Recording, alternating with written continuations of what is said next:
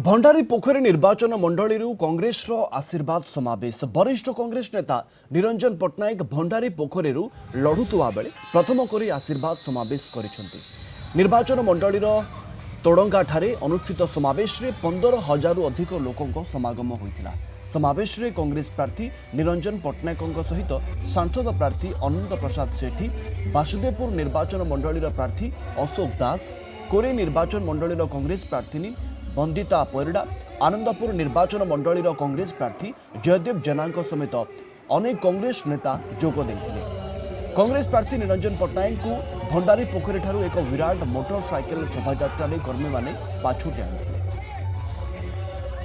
जपरी भाव में भंडारी पोखरी निर्वाचन मंडल भाई भौणी मैंने आमको आशीर्वाद कले मुझे चिर ऋणी एवं मोर प्रणाम जनाऊँगी। आशा कर एत संख्यक भाई भौणी सब आसी आमको आशीर्वाद कर भगवान पाखे प्रार्थना करें जहाँ देखिले ये हूँ तेल लोक ताकू भोट्रे परिणत करेंगे।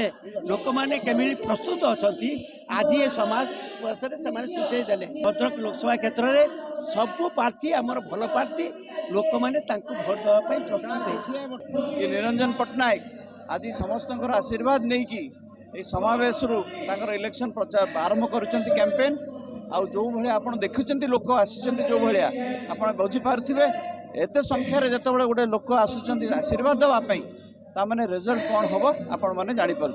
निर्वाचन रे नामांकन दाखल करने पर पाखु आज पर्यंत हारिबा परे 4 वर्ष काल साधारण लोकों पाखरे निरंजन पट्टनायक अच्छा।